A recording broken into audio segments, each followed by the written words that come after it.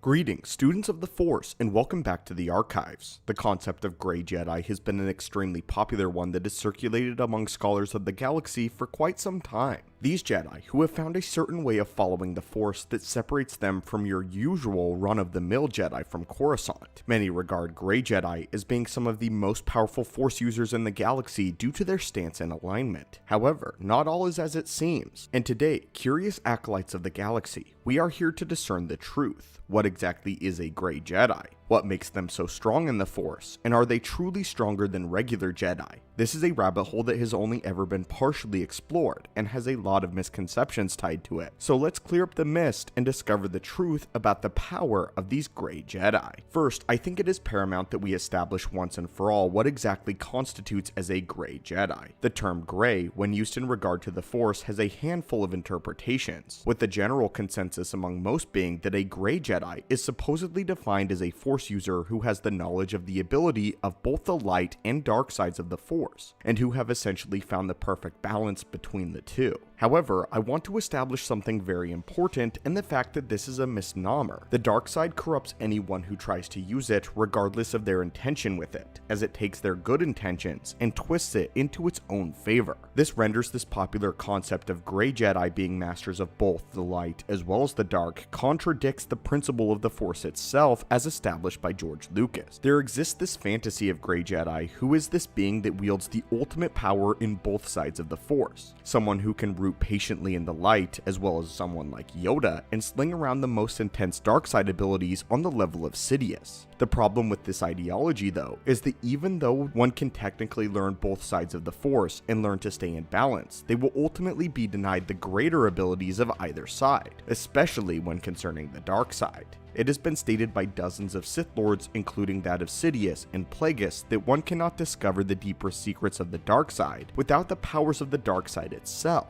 and whether or not they're willing to completely surrender themselves to it entirely. What this means is, although some Grey Jedi may be willing to use a bit of the dark side, they remain rooted in balance and are unwilling to give themselves fully into their hatred. Essentially what this means is that in the powers of the dark side itself, they will never be as powerful as a fully realized Sith Lord. Someone that many may want to point to as a master of the light as well as the dark is Revan. While yes, Revan got very powerful with both the light and dark sides, he did so in separate points in his life. When he returned to the light side, he was barred off from those more powerful dark side abilities that he could access as a Sith, because he was no longer giving into his hatred fully. Therefore, at no point did Revan fully master and wield both sides at their strongest at the same time. However, for those who are not connected to the Jedi or Sith, but regularly use the powers of the dark side, they would be technically classified as Dark Jedi, not Grey Jedi. The definition of Grey Jedi and Dark Jedi have been mistakenly overlapped for years. Dark Jedi aren't always inherently evil, nor do they always exclusively do bad things. For instance, we might look at the very popular Dark Jedi in Galen Marek, who very regularly exercises his use of the dark side, while still devoting his intentions towards the rebellion and the pursuit of freedom.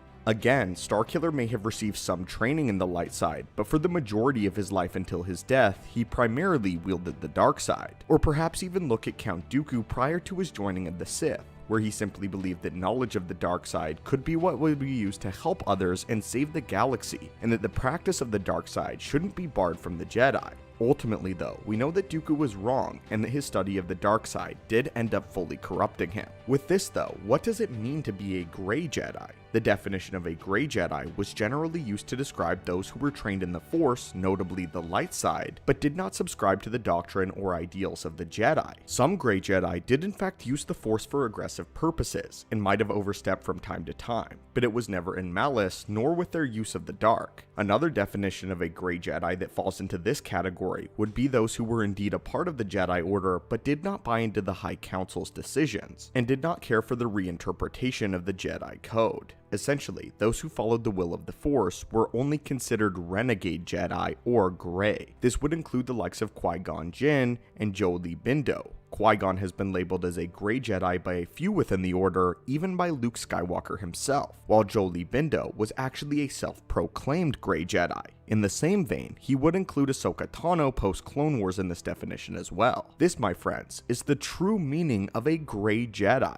they who followed the will of the Force, and only the will of the Force. However, some do oftentimes end up becoming familiar with the dark side, like those of the ancient Jedi Order. Yet, these Greys have found the true balance and know how to manage their connection to the dark side without it corrupting it. The big difference, though, is the Grey Jedi do not deny the presence of the dark side like the Jedi do. There is a way to do this without becoming a dark Jedi though it requires an intense amount of discipline and knowledge. In Legends, we might look at Kyle Katarn for a popular example of how a Grey Jedi by this definition should operate. Don't be fooled though, the dark side consumes easily, and if a Grey Jedi should use the dark side with wild abandon, just shooting off Force lightning anytime they please, they will surely lead to ultimate corruption. But now, back to the question at hand, are Grey Jedi stronger than regular Jedi? This is a hard question to really answer, as strength in the Force is entirely a case-by-case basis, and varies on several factors, which includes midichlorian count, quality of training, and the era of the Jedi. The degrees of strength within the Jedi Order alone vary wildly, but what I am certain many of us recognize is that strength in the Force typically lies in a special amount with those who align with its true will. To be able to say that you fully understand the balance of the Force and can reliably become a very vessel for it, and a vessel of its own will, would make one a true master of the mystic arts. Qui-Gon himself lived by this creed, sparing those who needed compassion even if they didn't deserve it, and bringing a swift end to any creature that the Force deems necessary to die. Qui-Gon was also of the opinion that many Grey Jedi share, which is that the only rule that matters in the galaxy was the rule as laid out by the Force. That is to say that the will of the Force superseded any laws of man, and therefore, Grey Jedi didn't always abide by law, choosing instead to go their own path if it meant accomplishing their mission. This is something that puts Grey Jedi in continual odds against the Jedi Council, and caused the very creation of the term Grey Jedi by the Council itself. Unfortunately for the established order, as Obi-Wan begrudgingly pointed out during his time as Qui-Gon's Padawan, these unlawful methods produce undeniable results far more swiftly than a typical Jedi's due process does, meaning that in many ways, the Grey Jedi are superior to the wider Jedi Order.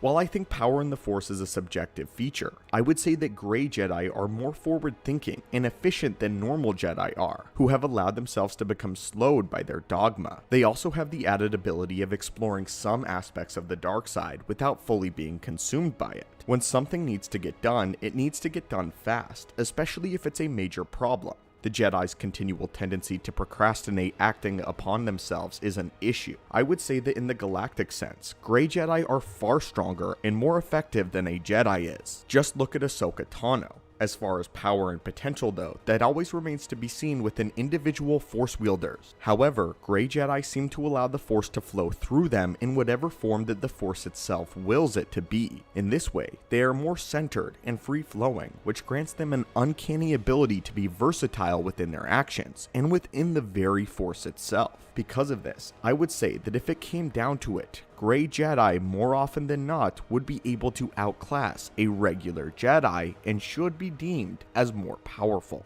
Well friends, I know this was a loaded video, and I applaud you for staying with us. The concept of Grey Jedi is one that a great many people are opinionated about, with some saying that Greys are the ultimate balance in the Force, while others deny their existence entirely. What we want to know is, what do you think? Do you agree with the research that we did in this video, or do you think that we missed the mark completely? Let us be privy to your knowledge in the comments down below. And as always, may the Force be with you, and have a great day.